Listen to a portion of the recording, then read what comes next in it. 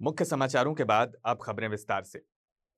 नक्सल मोर्चे पर हाल ही में मिली बड़ी सफलता के बाद शनिवार को गरियाबंद पुलिस लाइन में बड़ा खाना कार्यक्रम का आयोजन किया गया। इस अवसर पर छत्तीसगढ़ के पुलिस महानिदेशक अरुण देव गौतम जवानों का उत्साह बढ़ाने पहुंचे।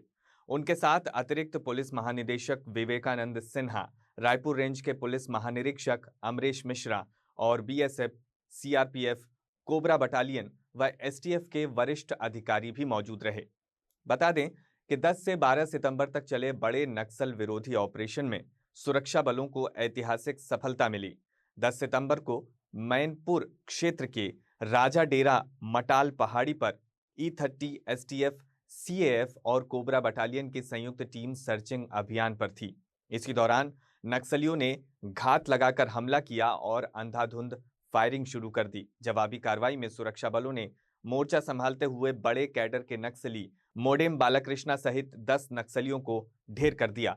इस सफलता ने गरियाबंद पुलिस का हौसला बुलंद किया। इसी उपलब्धि का जश्न मनाने और जवानों का मनोबल बढ़ाने बड़ा खाना कार्यक्रम आयोजित किया गया, जिसमें पुलिस विभाग के मुखिया अरुण देव गौतम ने जवानों को बधाई दी। उन्होंने कहा कि नक्सल मोर्चे पर मिली ये जीत जवानों के साहस, रणनीति और कड़ी मेहनत का परिणाम है। डीजीपी ने गरियाबंद के पुलिस अधीक्षक निखिल राखेचा और अभियान में शामिल सभी जवानों को शुभकामनाएं देते हुए आगे भी इसी तरह वीरता और सतर्कता से काम करने का आह्वान किया। अश्विन मास के कृष्ण पक्ष की अष्टमी तिथि पर संतान की लंबी आयु और सुख समृद्धि की कामना के लिए माताएं और बहनें निर्जला व्रत रखकर पूजा अर्चना करती हैं। सूरजपुर के नगर पंचायत जरही के डुमरिया घाट पर बीते दिनों इसी पूजा को संपन्न करने बड़ी संख्या में क्षेत्र की महिलाएं इकट्ठा हुई थीं। जितिया व्रत का ये पर्व आस्था और श्रद्धा के साथ मनाया जाना था, लेकिन घाट की दुर्दशा देखकर महिलाओं का आक्रोश फूट पड़ा। सुबह से पूजा अर्चना के लिए पहुंची सैकड़ों व्रती महिलाओं ने बताया कि घाट पर चारों ओर गंदगी का अंबार लगा हुआ था। जगह जगह शराब और बियर की खाली बोतलें बिखरी पड़ी थीं। बदबू और कचरे के बीच महिलाओं को किसी तरह पूजा पाठ करनी पड़ी। श्रद्धालुओं का कहना था कि जितिया जैसे महत्वपूर्ण पर्व पर प्रशासन की ये लापरवाही बेहद शर्मनाक है। ग्रामीणों और महिलाओं ने नगर पंचायत जरही पर गंभीर सवाल उठाए। उन्होंने कहा कि जब पहले से ज्ञात था कि आज सैकड़ों महिलाएं घाट पर एकत्रित होंगी, तो समय रहते सफाई क्यों नहीं करवाई गई। जनप्रतिनिधि और अधिकारी नगर को स्वच्छ रखने की बात तो करते हैं, लेकिन आस्था के पर्व पर जिम्मेदारी निभाने में सब विफल हुए। व्रती महिलाओं ने कहा कि देश को हमारे इलाके के कोयले से रोशन किया जाता है, लेकिन हमारे घाट पर ही सफाई नहीं हो पा रही। जरही कॉलोनी की महिलाओं ने चेतावनी दी कि यदि आगामी वर्षों तक घाट की सफाई व्यवस्था नहीं हुई तो वे जनप्रतिनिधियों का बहिष्कार कर देंगी। श्रद्धालुओं ने कहा कि मातृत्व और संतान सुख के इस पर्व पर घाट की दुर्दशा ने नगर पंचायत की कार्यशैली को उजागर कर दिया है। उन्होंने चेतावनी दी है कि यदि समय रहते सफाई नहीं हुई तो जिम्मेदारों को इसका खामियाजा भुगतना पड़ेगा। बाबा साहेब डॉक्टर भीमराव अंबेडकर के खिलाफ अभद्र टिप्पणी के मामले ने रायगढ़ में विवाद खड़ा कर दिया है। गांधीनगर वार्ड क्रमांक 33 के निवासी एवं भीम आर्मी रायगढ़ के जिला अध्यक्ष श्रवण कुमार महेशा ने साइबर सेल चक्रधर नगर में शिकायत दर्ज कराई है। शिकायत में कहा गया है कि जिला औषधि विक्रेता संघ जांजगीर नामक एक व्हाट्सएप ग्रुप में एक व्यक्ति ने डॉक्टर अंबेडकर के खिलाफ अभद्र टिप्पणी की। इस टिप्पणी से न केवल उनकी छवि धूमिल हुई है, बल्कि करोड़ों अनुयायियों की भावनाओं को भी गहरी ठेस पहुंची है। श्रवण कुमार ने बताया कि इस संदेश की जानकारी उन्हें सामाजिक व्हाट्सएप ग्रुप के माध्यम से मिली। उन्होंने थाना प्रभारी से एट्रोसिटी एक्ट सहित अन्य धाराओं के तहत एफआईआर दर्ज करने की मांग की है। उन्होंने कहा है कि यह मामला समाज में सौहार्द बिगाड़ने का काम कर रहा है। दोषियों के खिलाफ कड़ी कार्रवाई होनी चाहिए। हम ये अभी हमारे चक्रधर नगर साइबर सेल आए हुए थे, सभी साथीगण, क्योंकि हमें मतलब व्हाट्सएप ग्रुप के माध्यम से हमारा एक सामाजिक ग्रुप है, उसमें मतलब एक पोस्ट शेयर किया गया था, जो बाबा साहब को अभद्र टिप्पणी किया गया था, जिसमें गाली गलौज किया गया था। वो व्हाट्सएप ग्रुप का स्क्रीनशॉट हमारे सामाजिक ग्रुप में शेयर किया गया, तो उसी को मतलब देख करके हम लोगों ने उसके ऊपर एफआईआर कराने के लिए मतलब आए हैं।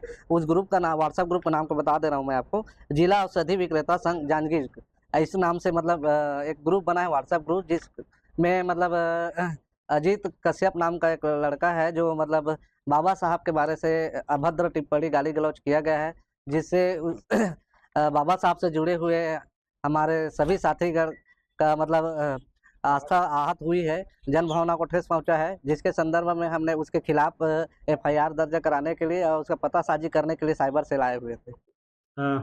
जिलाध्यक्ष Bhim army Bharat action mission के द्वारा एक ज्ञापन सौंपा गया है और उनके द्वारा किसी व्हाट्सएप ग्रुप की जानकारी दी गई है कि उसमें किसी महान व्यक्ति के विरुद्ध में अभद्र टिप्पणी की गई है और संबंधित के विरुद्ध में भी चूँकि हमें मिला है ज्ञापन और व्हाट्सएप ग्रुप की जानकारी अभी प्राप्त हुई है और उसके बारे में जाँच की जाएगी और निश्चित रूप से वैधानिक कार्रवाई इस मामले में की जाएगी। किसी प्रकार की ऐसी कानून व्यवस्था संबंधी कोई भी अगर बात सामने आती है तो।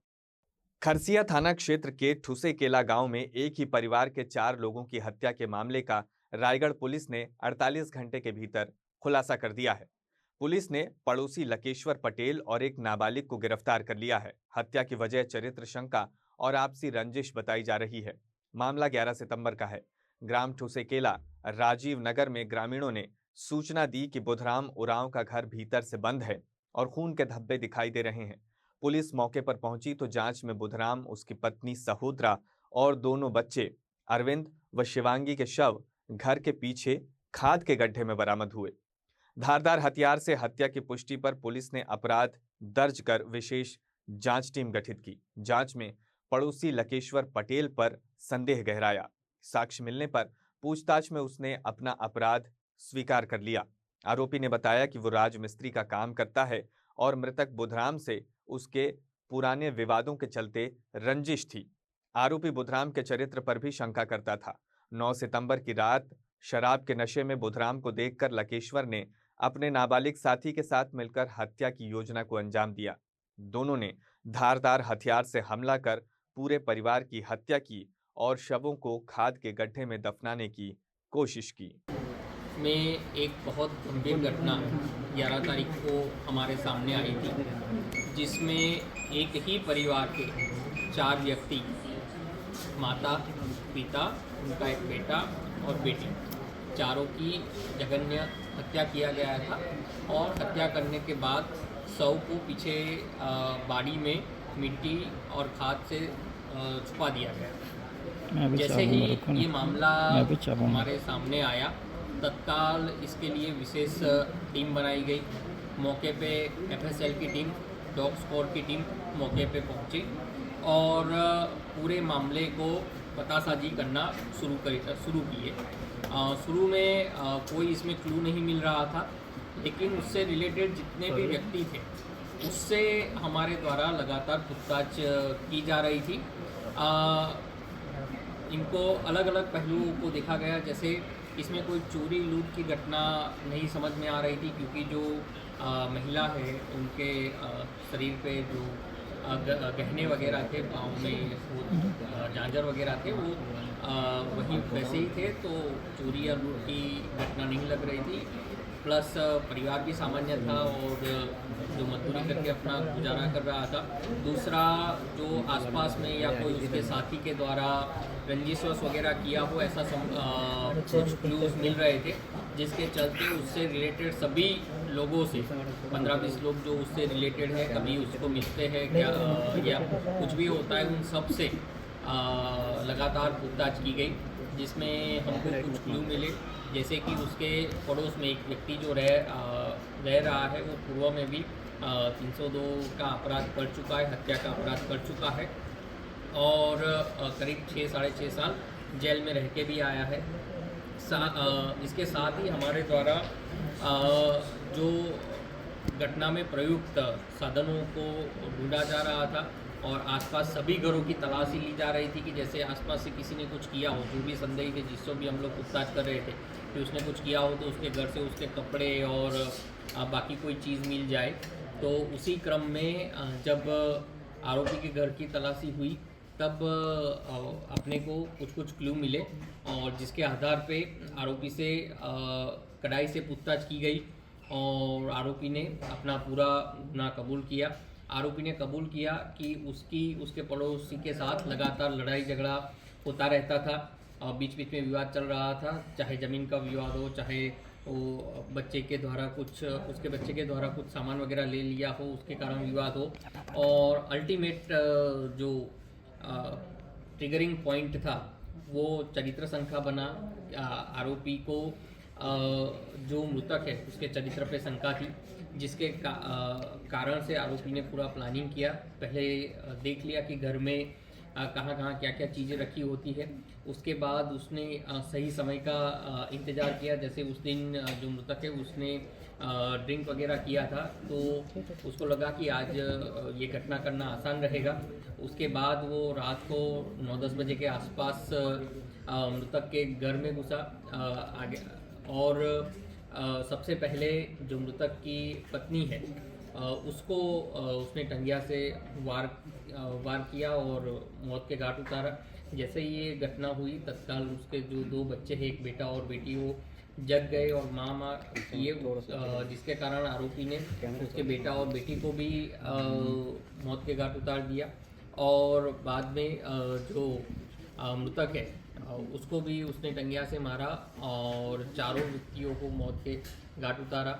इसमें पहले जो आरोपी ने प्रयास किया कि घर के अंदर ही इनको छुपा दिया जाए, जिसके लिए उसने बगल वाले रूम में खुदाई शुरू की, लेकिन चूँकि मिट्टी काफ़ी कड़ा था और खुदने में काफ़ी परेशानी हो रही थी और उसको लगा कि आसपास ज़्यादा आवाज़ होगा तो मैं पकड़ा जाऊंगा, इसलिए उसने आधा गड्ढा खुदा, फिर वो छोड़ दिया। और घर के पीछे जो बाड़ी है वो बाड़ी में मिट्टी और गुरुआ रखा हुआ है, वहाँ गड्ढा किया और उस गड्ढे में चारों माता पिता और बेटा बेटी चारों के शव को ले जाके वहाँ पे छुपा दिया। और इस प्रकार से पूरी घटना उसके पड़ोसी के द्वारा ही अंजाम दिया गया। प्रमुख कारण क्या रहा था, चरित्र शंका या जमीन? चरित्र शंका प्रमुख कारण रहा है। बाकी जो लगातार विवाद चल रहा था दोनों के बीच में वो भी मुख्य कारण है। सर, चरित्र शंका जो आप बता रहे हैं वो किसके साथ थी? मतलब आरोपी के बाइक के साथ नहीं किया? मृतक चरित्र शंका जो आरोपी है उसको मृतक के ऊपर थी, जिसके कारण से आरोपी ने ये घटना को अंजाम दिया। नंबर ऑफ एक्यूज 2 व्यक्तियों के द्वारा ये घटना को अंजाम दिया गया है। एक जो मुख्य आरोपी है लखेश्वर और एक नाबालिग बच्चा है। सर, कितने देर तक वो क्राइम करके वहाँ पर पूरा निपटा कर गया है? उसने काफ़ी समय वहाँ पे बिताया, चूँकि वो उसका घर सटा हुआ ही है और घर के अंदर जाने के 2 रास्ते, एक आगे का रास्ता मेन गली से जाता है और जो पीछे का रास्ता है वो जो आरोपी है उसके घर के बगल से ही जाता है। मतलब वहाँ अगर कोई थर्ड पार्टी पहुँचना उतना आसान नहीं है, जिसके कारण आरोपी ने इस प्रकार से वो किया। सर, जहाँ हत्याकांड हुआ उसके बगल में पुलिस चौकी है, कुछ दूर नहीं। जैसे ही हमारे पास सूचना आई, गांव वालों ने हमको सूचित किया कि इस प्रकार की घटना हुई है, तत्काल पुलिस टीम वहाँ पे। सर, चरित्र शंका किसके साथ थी हम लोग ये जानते धन्यवाद। सूरजपुर एसएसपी प्रशांत कुमार ठाकुर ने भारतीय स्टेट बैंक द्वारा तैयार किए गए साइबर जागरूकता रथ को हरी झंडी दिखाकर रवाना किया। इस रथ में एलईडी स्क्रीन लगाई गई है, जिस पर लगातार साइबर अपराधों से जुड़े जागरूकता वीडियो प्रदर्शित किए जा रहे हैं। इसके साथ ही एसबीआई शाखा परिसर में नुक्कड़ नाटक के माध्यम से भी लोगों को साइबर ठगी से बचाव के उपाय बताए गए। ठाकुर ने कहा कि साइबर अपराध का जाल दिन प्रतिदिन बढ़ता जा रहा है और अब पढ़े लिखे व जागरूक लोग भी इसके शिकार हो रहे हैं। उन्होंने आमजन से अपील की है कि किसी भी संदिग्ध कॉल या लिंक पर विश्वास न करें, बैंक संबंधी गोपनीय जानकारी साझा न करें और पासवर्ड समय समय पर बदलते रहें। साथ ही साइबर ठगी की स्थिति में तत्काल 1930 पर कॉल कर शिकायत दर्ज कराएं, ताकि आर्थिक क्षति को रोका जा सके। उन्होंने सोशल मीडिया पर निजी जानकारी व लोकेशन साझा करने से बचने की भी सलाह दी। आज पुलिस वाला बन के लूटते हैं किसी न किसी पर, खोज खाज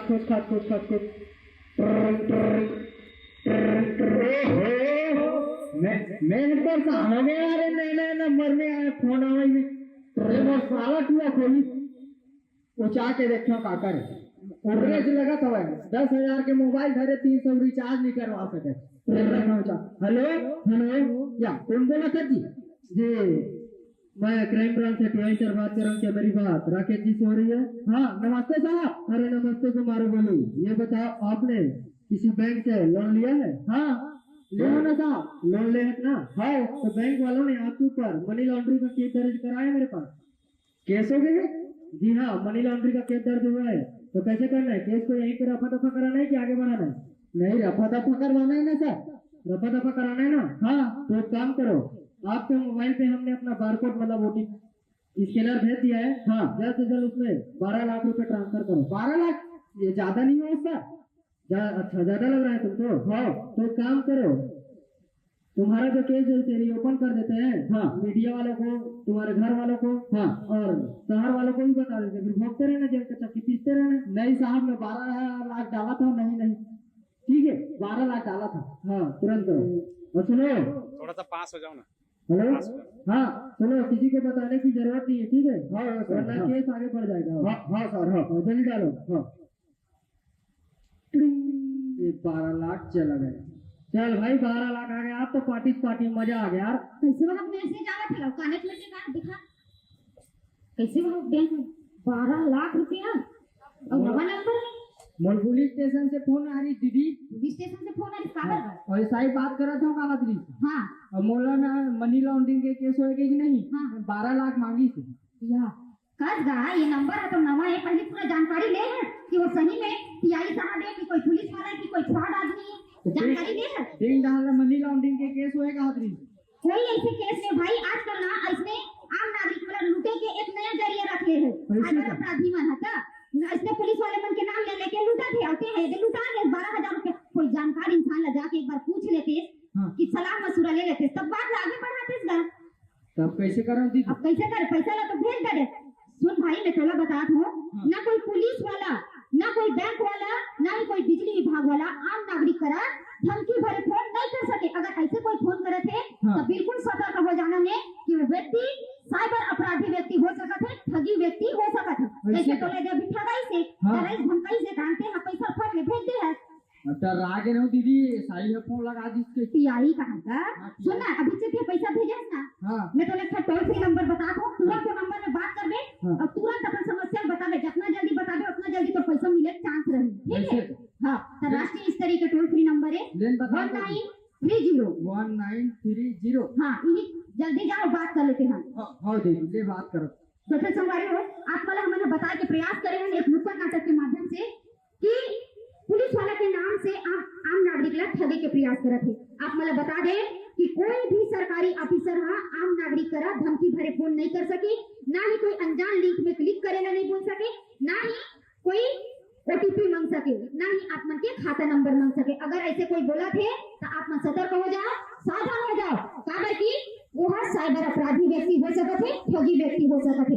आप मन के जीवन भर के जमा पूंजी ला 1 सेकंड में वो व्यक्ति गायब कर सकते थे। तो बिल्कुल सावधान रहे, सुरक्षित रहो और अपन मेहनत की कमाई, अपन जीवन भर के जमा पूंजी ला बचा के रखो। संगवारी हो, उम्मीद करते हैं हमारी ये बात आप मला समझ में आ गई होगी।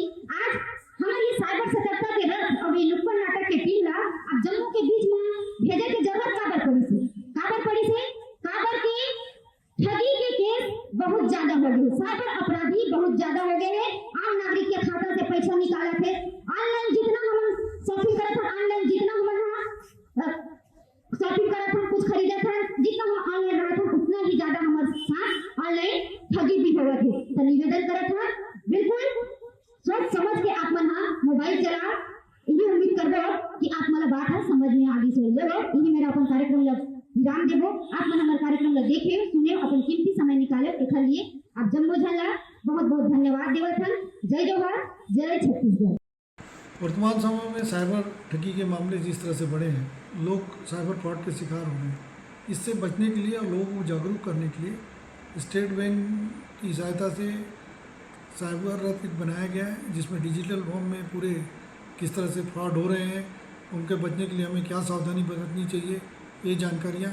साथ ही एक नुक्कड़ नाटक की टीम है जो इनके साथ साथ चल रही है और भीड़ भाड़ इलाकों में और जहाँ पे प्रमुख स्थानों में नुक्कड़ नाटक के माध्यम से भी लोगों को ये संदेश दे रही है कि किस तरह से साइबर के फ्रॉड के लोग शिकार होते हैं। इस पर आप सावधान रहें तो बच सकते हैं। इसके लिए पूरे ज़िले में हम अन्य बैंकों से भी बात करके रथ चला रहे हैं। यहाँ पे जो सूरजपुर में चलाया गया SBI की टीम, उनको मैं बधाई देता हूँ और हमारा यह साइबर जागरूकता का हमारा लगातार जारी रहेगा। आज के अंक में बस इतना ही। छत्तीसगढ़ से जुड़ी खबरें देखने के लिए जुड़े रहिए हॉर्नबिल टीवी के साथ।